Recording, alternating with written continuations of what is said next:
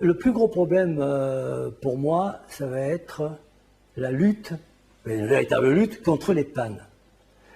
Quand j'utilise cette machine, elle a 10-11 ans.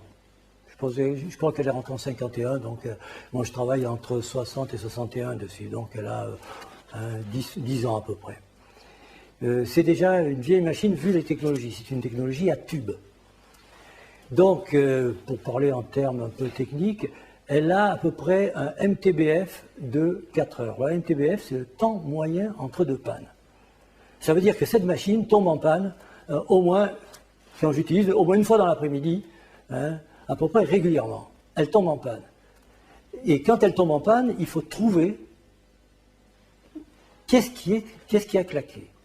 Alors vous avez un nombre de tubes impressionnant, donc il faut retrouver, d'une part, si c'est un ampli qui a claqué, il faut retrouver quel tube a claqué et puis le changer. Alors là, ça a commencé un parcours du combattant. J'avais tellement marre de courir entre les labos que je me suis fait prêter un testeur de lampe que j'ai fait mettre à côté de la machine. Alors j'arrivais à localiser l'ampli qui foirait.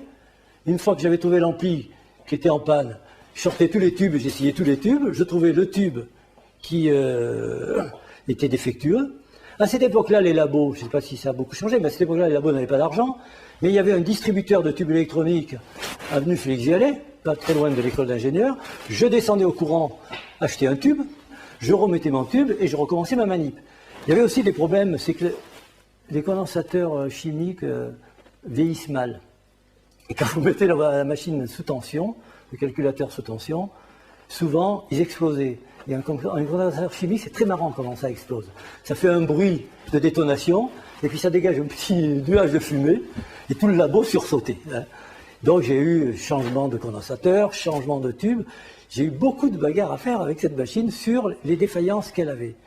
Tous les parasites sont amplifiés, avec des gains de 1000. Et j'avais à lutter contre les parasites. Il fallait que je sois très très prudent contre les parasites électriques.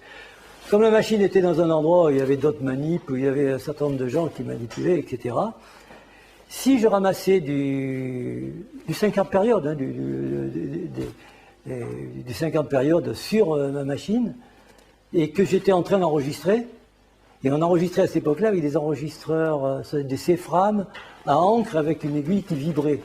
L'aiguille se mettait à vibrer en 50 périodes, elle se transformait brutalement en enregistreur, en sulfateuse. C'est-à-dire que ça arrosait tout. Alors je ne dis pas de certains dégâts, soit sur le papier, soit sur les habits de temps en temps, dus à la machine.